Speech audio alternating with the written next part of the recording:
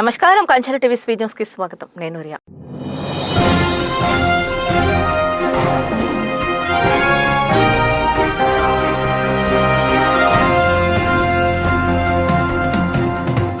వెనుకొండ పట్టణం chief whip కార్యాలయంలో శనివారం ప్రభుత్వ చీఫ్ విప్ జీవి ఆంజనేయులు ఆధ్వర్యంలో ప్రజా దర్బార్ నిర్వహించారు. నియోజకవర్గంలోని వివిధ ప్రాంతాల నుండి వచ్చిన ప్రజలు తమ సమస్యలను విన్నవించుకోగా ఆయన వారితో నేరుగా మాట్లాడి వినతి పత్రాలను స్వీకరించారు. మౌలిక సదుపాయాల సమస్యలపై ప్రజలు ఫిర్యాదులు చేశారు. జీవి అర్హులైన ప్రతి ఒక్కరికి న్యాయం జరిగేలా చూస్తామని, సంబంధిత అధికారులతో మాట్లాడి సమస్యలను త్వరితగిన పరిష్కరిస్తామని హామీ ఇచ్చారు.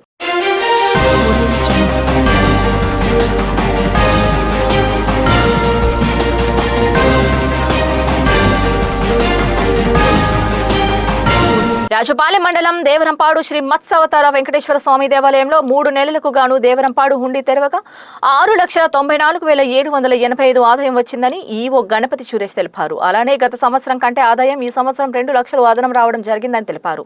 ఇందులో దేవాదాయ ఇన్స్పెక్టర్ లీలావతి, ఆలయ కార్యనిర్వహణాధికారి గణపతి సురేష్, దేవస్థానం చైర్మన్ తెలగనేని వెంకటేశ్వర్లు పాల్గొన్నారు.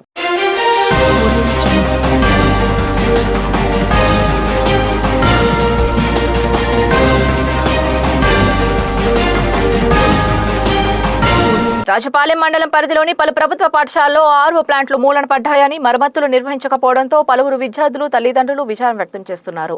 అంతేకాకుండా పలువురు విద్యార్థుల తల్లిదండ్రులు మాట్లాడుతూ ప్రభుత్వ పాఠశాలలో ఆర్ఓ ప్లాంట్లు మరమ్మతులు సంబంధించి గ్రామ పంచాయతీ నిధులు నుండైనా సరే వాటి మరమ్మతులు నిర్వహించాలని తెలియజేశారు. విద్యార్థులకు ఎక్కడ కూడా ఎలాంటి ఇబ్బంది లేకుండా ప్రభుత్వ అధికారులు చూడాలని వారు పేర్కొన్నారు.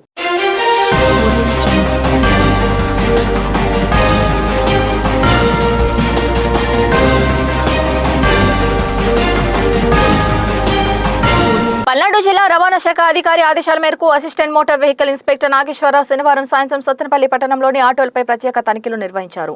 వాహనాలను పరిశీలించి భద్రతా ప్రమాణాలకు తనిఖీ చేశారు. మొత్తం 20 ఆటోలను తనిఖీ చేశారు. ఈ సందర్భంగా ప్రయాణికుల భద్రతకు సంబంధించిన నిబంధనలు ఖచ్చితంగా పాటించాలని ఆటో డ్రైవర్లకు, యాజమాన్యాలకు సూచించారు.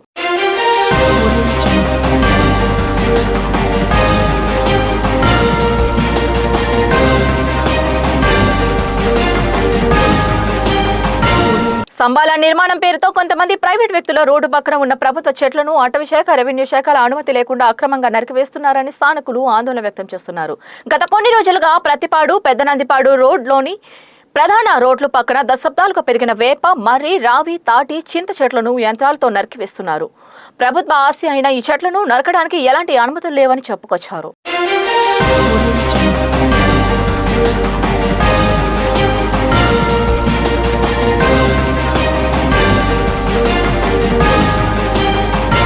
ప్రకాశం జిల్లాలో టంగుటూరు మండలం తూర్పు నాయుడుపాలెం అంగన్వాడీ కేంద్రంలో చిన్నారులకు పోలియో చుక్కలు వేసే కార్యక్రమాన్ని సాంఘిక సంక్షేమ శాఖ మంత్రి డాక్టర్ డోలా శ్రీబాల వీరంజనేయ స్వామి ప్రారంభించారు. ఈ సందర్భంగా మంత్రి మాట్లాడుతూ నిండు జీవితానికి 2 చుక్కలు, 5 ఏళ్ల లోపు చిన్నారులకు తప్పనిసరిగా పోలియో చుక్కలు వేయించాలని పిలుపునిచ్చారు. పోలియో చుక్కలు వేయించి పోలియో రహిత సమాజానికి కృషి చేద్దామన్నారు.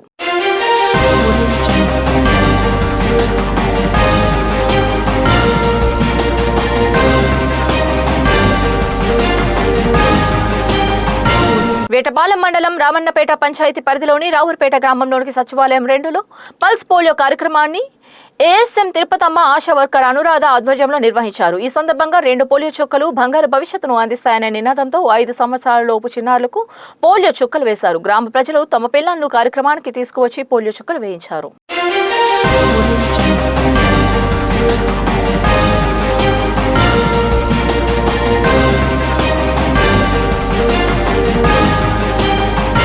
విజయపూరి సౌత్ లోని స్థానిక ప్రముఖ పుణ్యక్షేత్రమైన సాగరమాత ఆలయ ప్రాంగణంలో ఆంధ్రప్రదేశ్ ప్రభుత్వ ఆరోగ్య, కుటుంబ సంక్షేమ శాఖ ఆధ్వర్యంలో పల్స్ పోలియో చుక్కలు పందు పంపిణీ కార్యక్రమం అత్యంత విజయవంతంగా నిర్వహించారు.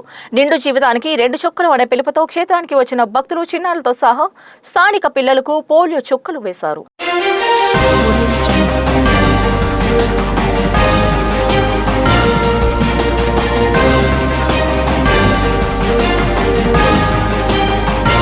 ఆర్టీసీ బస్ గేదెను ఢీకొనడంతో చూడి గేదె మృతి చెందిన సంఘటన అమృతలూరు మండలంలో శనివారం చోటు చేసుకుంది. స్థానికులు తెలిపిన వివరాల మేరకు తెనాలి డిపోకు చెందిన ఆర్టీసీ బస్ తెనాలి నుండి చెరుకుపల్లి వెళుతూ పెద్దపూడి గ్రామం హిందుస్థాన్ పెట్రోల్ బంక్ సమీపంలో ఎదురుగా వస్తున్న చూడి గేదెను ఢీకొనడంతో అక్కడికక్కడ మృతి చెందిందన్నారు. సుమారు దీని విలువ ₹1,00,000 ఉంటుందని చెప్పుకొచ్చారు.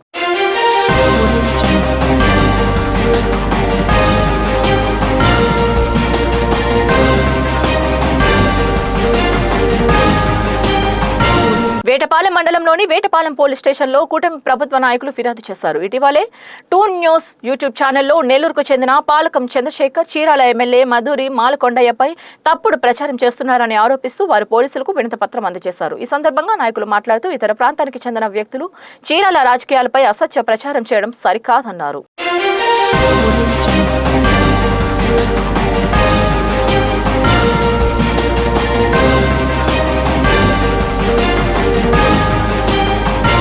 ఇవి ఈ రోజు వార్తల అప్డేట్స్. మళ్ళీ అప్డేట్స్తో కలుసుకుందాం. అంతవరకు స్టే ట్యూన్ టు కంచెల టీవీ.